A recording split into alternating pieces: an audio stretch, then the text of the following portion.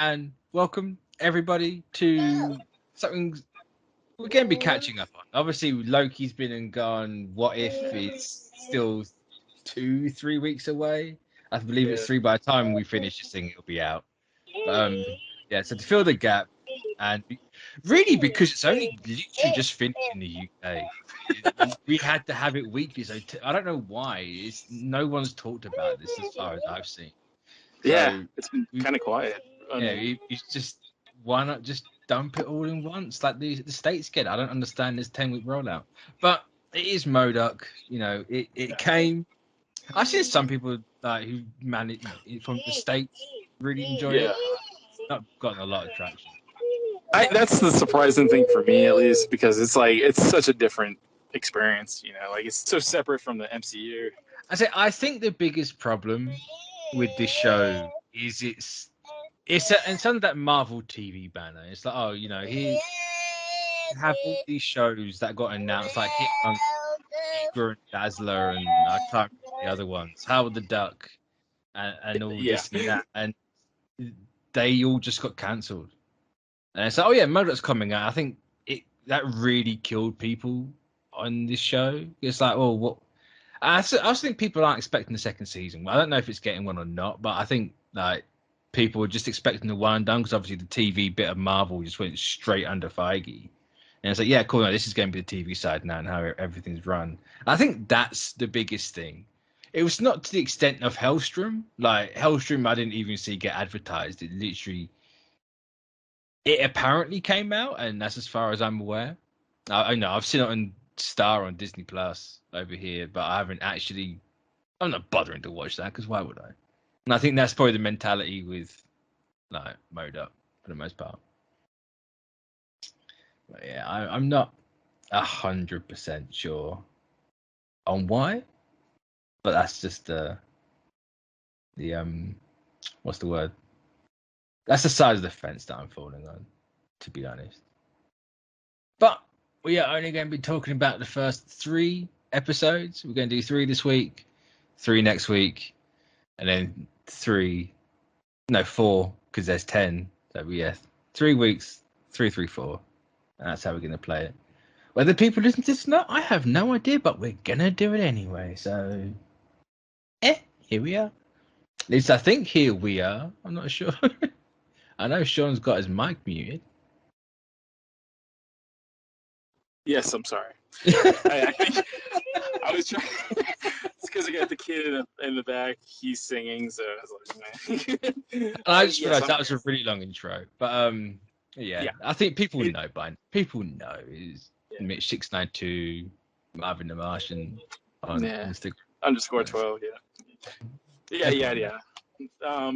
It is gonna get a season 2 for sure. Hey. I think you nailed it a little bit with why it flew under the radar. It kind of like a lot of that stuff killed the momentum of it. Yeah, unfortunately, it's a circumstance. Yeah, and I think I think it's probably one of my favorite my favorite animated series out there. Right? I mean, that's just my opinion. I think it works. I mean, like you take a character that's so absurd, like Modok, and you kind of have to do this, I'd say it fits the style. Yeah. Taking Patton Oswalt as Modok is fantastic. I absolutely. Genius, I would not be against him being a live action Modok. Obviously not the same one. This one would not work in anything whatsoever. No. Like you maybe try to get that in there, but maybe a multiversal thing like that would work. But as like the Modok, no, this wouldn't work. Like do Modok a bit more properly. This is very much the creative license. He's now got a family. Apparently Jewish. I didn't know Modok was Jewish. Like, is that just is that just an Adult Swim like Seth Green thing? Like everything's Jewish. I think it's just like a kind of like you got creative control of this. That's basically how this whole series is like. They gave him pretty much creative freedom to do whatever you wanted to, because it's so separate. It's so separate from the MCU that it really is just its own thing. I mean, I absolutely love it. I honestly, I think it's probably one of my, again, my favorite anime series out. I love the aesthetic. I always have loved that type of aesthetic. Um, of the I'm show. a very hard buy or very hard sell on that type of aesthetic. Like I think with Modok himself looks fantastic, Yeah, and that he absolutely works. But I think everything else, I look at it, and I'm never sure if I like it or hate it. I yeah. can't quite. It's hard. It's just a hard thing to put my finger on. There's Yeah, something I don't want to say off about it, but there's just something there about it that I'm not overly certain or overly keen on. I'm not entirely sure yeah. what it is. But I think Well, that might actually be me with the show in general. Uh, there's some bits in there that are absolutely hilarious, yeah. but then there's some bits where I'm just like, Question mark. I don't want to say it leaves me cold, but I'm just kind of like, What are the parts that leave you kind of I, stumped? I'm not entirely sure, to be honest. It's just I just don't think some of the. I think it's very much that um, Adult Swim, like obviously it is Adult Swim humor, like Yeah, it is that. I think I had that. I used to love that growing up when it yeah, first started, and I'm not sure if I've just kind of got off the boat for that style of humor, and it's just kind of like left behind now. And I find it weird it coming back. yeah.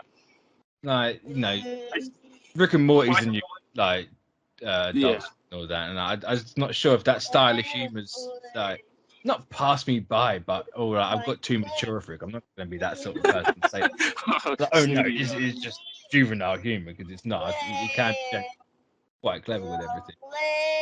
Yeah. It's I, just some parts that I'm just like, I suppose that I would have found that funny like 10 years ago.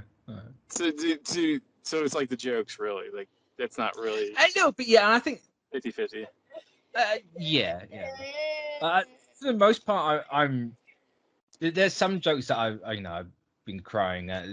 The the whole Easter eggs and references, like the pools. Like I Yeah. can't think those little slug turtle things in the third episode are called. Yeah, I think I know what you're talking What are they called? But like it's like they've had like one issue in the comics, Yeah. and they're exactly that, and it's just like you made it work. Like it's kind of Yeah, it's I, kind I, of great. I think the show is just like so absurd that it Yeah, kind of, yeah. I mean, it's just like the show does what the MCU will probably never ever do. Oh Because no. it just goes balls to the wall, and like you can see it with like how they portray Iron Man and like the other the Marvel characters. It's like, I there's just something about it for me. It clicks. Like it's kind Yeah. of like I think I could. Maybe I'm just juvenile. I don't know. But Well, like that's the thing. I wouldn't call it juvenile humor. Like I yeah, would never, it's because it's not. There's nothing yeah, like it's very it's edgy. I'll give it like it's that sort of humor. It's very edgy, but at the same time, it can be really clever. yeah. Well, I And I mean, think it's the clever bits that I always get. Like, I think that comes from the Patton Oswalt.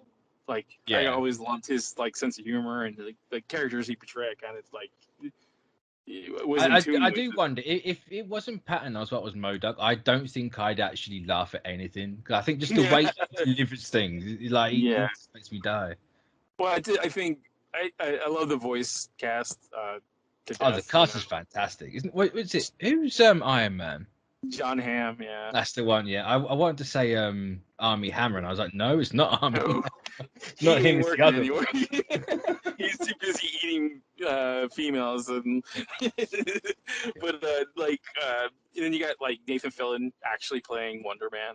Yeah, I haven't got that far yet because I've only seen this. You'll get that far. When you get to that, it's really funny and like it's kind of meta in a way because it's like you always heard about him being Simon Williams in the Guardians movies and stuff like that. It's like, yeah, we're finally gonna give you that. So, but it's gonna be in Yeah, a it's gonna be in a little like this this aesthetic, and like I don't know, man. I think what they do with like characters like the Super Adaptoid, funny.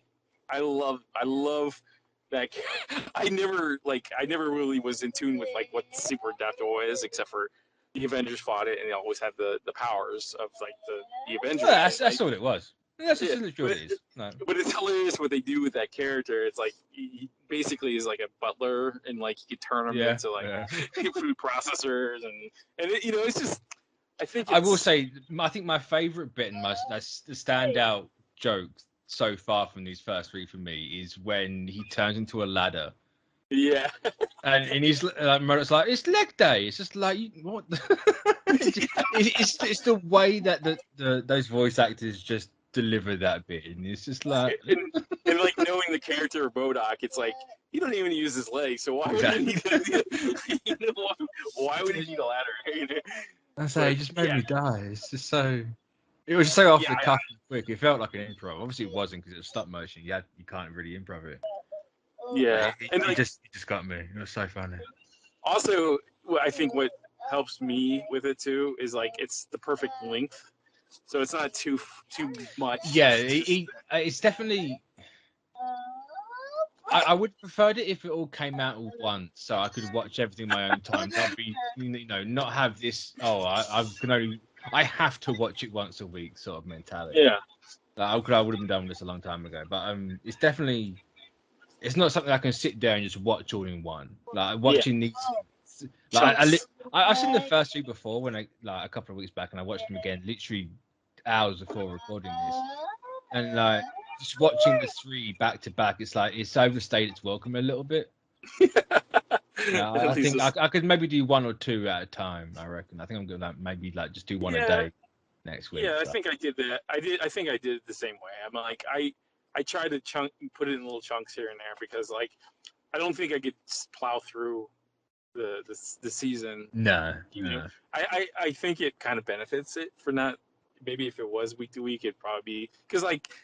I think it was like 3 or 4 days that I had it done, and like I just sit back, like once everything's done, 8:00 at night, the kids are in bed, the wife is working, I'm sitting there with the iPad, I'm like, okay, let's press play here, and I find myself kind of looking forward to those moments because it's like, it's like a nice little palate cleanser for.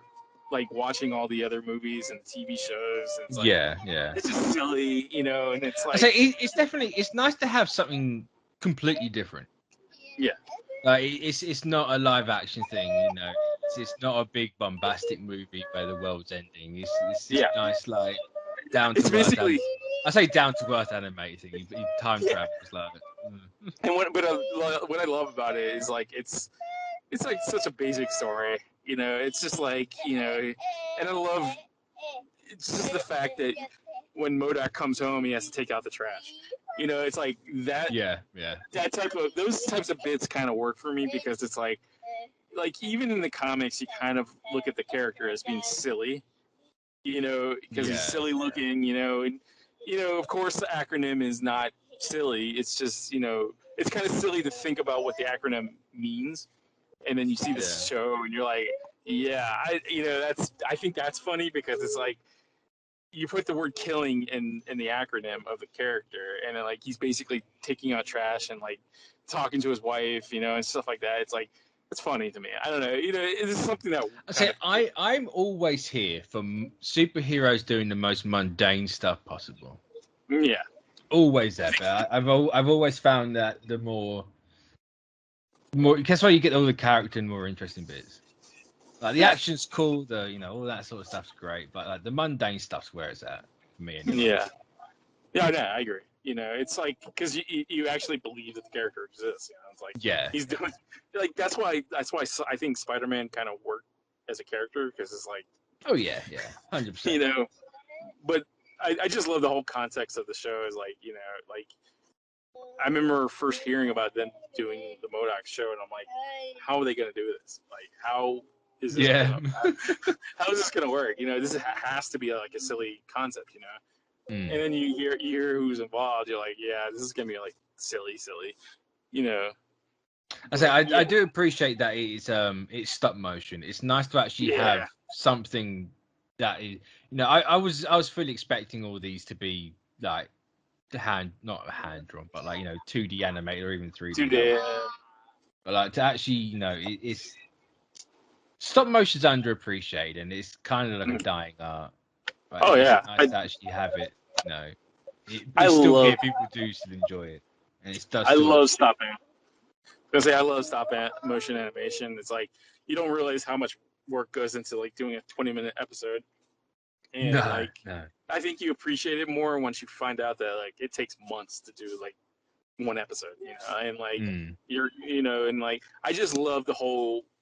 What I loved about like stop motion is like knowing that there's like a 1/12 or 1/16, 1/6 scale version of this, and they're just basically Well, moving it every inch, see, this isn't a thing I had because there's the behind the scenes shot of Patton Oswalt in a giant Modok suit, and I'm like, this thing's supposed to be dolls. Like, I get he's on Yeah, green screens. It's like, had they actually just like recorded him doing everything, and like that model's actually huge. Like it houses a person, and the arms and legs are actually Patton Oswalt, or is it yeah, like he's just a reference and they actually use like a little? I assume there's going to be a smaller model anyway. But like, yeah, because his model look obviously it looks different to everyone else. He's a giant floaty head, but like yeah, you can clearly see that the face plate or the mouth plate actually like it comes off and like it is there pure. Like it yeah, does get moved around and all that. And yeah, I think the way his legs move and his arms they feel slightly different to everything else. So I'm more yeah. inclined to believe that it actually is just like a giant suit for Patton to sit in.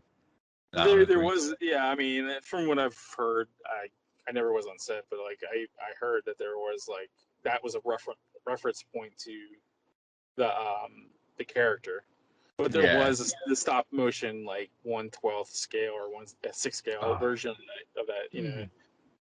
But I mean, I just that's what I loved about the show. The show. I just love that, like the fact that there's a behind the scenes shot of him basically in a life size, Modok, It's the fact that like the face flap actually like Iron Man helmet flips up was what got yeah, me. He goes yeah. inside, but it's just like wow, this thing just like it's actually got a little track to it, and it's like wow. It's like someone's actually sat there and made that. I kind of want Oswald to wear it at Comic Con or something. Yep. Yeah. Because like he does give a great performance. I can't take that away Oh from him. no, for sure. Like he that's like the highlight of the show. I think is just him, his voice. Like Yeah. yeah, I love it. I I love say it. he's just funny. I just find Patton Oswalt funny. He's absolutely hilarious. Oh yeah, and like the best part about Patton Oswalt is like he's a geek. He loves this stuff, and like Yeah. you could Yeah. definitely tell that the love went into the series, So Oh yeah, because nothing's changed. Like if it was drawn that way, it's going to be made that way. The model. yeah, And so, oh, Modok's got Kirby lines in his forehead. Well, guess who's having Kirby lines in his forehead? and I always pictured. For some reason, I always pictured like if anybody had to portray Modok, it would be Patton Oswalt. He's got the perfect. I mean, he has to. He has to be in the live action if they ever do that. He has to Oh be. yeah, that'd be great. Even if it's just like a warm up villain at the start, like just having. I just need that in Or it's just Ant-Man. him. That's what he looks like before before said transformation. Yeah, that would work. That would work. But what they should do is he should be the mysterious buyer from Ant-Man 1. The benefactor. Yeah, it's just kind of like, hey, we saw what happened to Darren Cross and the Sheep when pin particles go wrong. Like, just it grew his head and Yeah, it didn't shrink back down again. I know that they were planning on using him in one of the movies, and like I don't know, I've never seen this. And so I think at least the rumor is he was the original Quantum Mania villain when Paul Rudd wrote this for the put Kang in it. I think that's what people are saying. So whether he's still in there or not, who knows? I really hope he is. That would be interesting. If we can get an Ant-Man and a Wasp movie that has Modok and Kang the Conqueror in it at the same time, I don't want to hear anyone say the Ant-Man movies are trash ever again. Like, that would be the best thing ever. Yeah, I mean, yes. that's like, like winning, getting bingo every time. Like I say it's winning the lottery twice. Like, who wouldn't want to win the lottery twice? Like, come on. Especially when it's like Patton Oswalt and Jonathan Majors. Like, come on. They can so easily if they're picking up on the threads of the second movie, they could easily fit that character as being the benefactor and like kind of keeping it separate. Because like, are they going to be in a quantum realm the whole movie? I don't know, but like I know they have to resolve that thread at some point in the movie. Oh yeah. You know, so like, why not? Why not have like it's Modok, you know, or AIM proper, you know? Oh yeah. Well, Modok. If they have Modok, I need the Beekeeper. Yeah. Oh, Part of me resents this show because it's like we can get the beekeepers in stop motion. Obviously, it's stop motion. You can make more cartoonish thing work, but we dare never get. And there's even concept art for the beekeeper suits. Like we need aim properly. We just need the yellow suits. Like, like, I mean, and easily remedied. You know, just say, hey, the company was bought out when what's his face died. And, yeah, when you Aldrich Killian died. Yeah. Yeah, and just Old say, Gurgle this brought is them out, whatever it's called in the show. just the benefactor, you know, the series benefactor is the one, and that's mandatory, you know, wear now. He's beekeeping outfits. I'd be fine with that. I'd be totally fine with that. It'd be a nice way to bring, corporate mergers and takeovers happen every day. Why can't it happen here? And it fits this movie too, in a way, because like the movies are so absurd in a way. I say the Ant-Man movies are the slightly more out there, wackier comedies. You know, we had a tiny child like Paul Rudd. Yeah, Which I'll forever treasure that scene. That was glorious. I love that scene. I don't care what anybody said. I think that was fun. So, it was hilarious. I always gauge like if if my wife laughs at it, then I know they're doing something right, because my wife doesn't really laugh at that stuff. She doesn't get American culture, so, you know. But like, it's a little Paul Rudd. What's not to love? Yeah. Right. I mean, a little Paul Rudd into a big Paul Rudd to a, you know. It's like, I just love that scene was funny. I mean, like, especially the end of the scene when he's getting they get in back car. in the van. Yeah. It's just he's the cranky. delivery. Yeah. Do you like some string cheese in the juice box? And then it's just like in line with the character in the movie. So why not throw Patton Oswalt as a Modok, man? God, The kid agrees. My computer and updates go away. But yeah, it's. I think I'm still definitely on the fence about it. There's some things that are great about this show, and other things I'm just like, okay, that's just I think with. Yeah, and you never know. I mean, you might get into the 4th and 5th and 6th episode and go. Oh yeah, I'm not writing it off completely. I'm not even halfway through the season, so I can't write it off straight away. I got to carry on. Yeah. Obviously, got to carry on for it because we're doing 2 more weeks of this. Yeah, I was gonna say, like, there's nothing, not really a chance, man. We could sit here and complain about it for like 3 episodes. But... what else we going to talk about? I ain't talking about Flash. I ain't going near that crap hole. Yeah, I'm not. I quit. I haven't watched that show since mid-season 1, and I am glad about it. Yeah, I'm absolutely glad. I seen the pictures or the videos of lightsaber duels and shows. I'm like, yeah. And you get the people that's like, it's in the comics, and it's like, not every silly thing from the comics translates, and nor does it have to. This is one of those things it doesn't have to. Yeah, this is the kill your darlings moment. You know, you have to get rid of something, get rid of that. I think it was silly. I think, again, that show has gone on way too long. I think. Yeah, and they're still saying that it could go on for several more. It's just like, you're deluded. Like, just kill it. Let Barry rest. Don't let him run. I literally, my wife watched the first 2-3 seasons, and then she came to the realization it's basically the same story every season is usually the same thing, and like there's like been exceptions to the rules, but like most of the point he's fighting a fast villain, you know, like I don't know, it's just, it gets so repetitive. It's like, I think that I stopped watching that. I watched the first season. I was like, But we are going to end this talk about the first three Modok episodes on that flash note. Yeah. So yeah, we'll be back next week. So thanks everyone, and we'll catch you next time. So bye bye. Bye bye.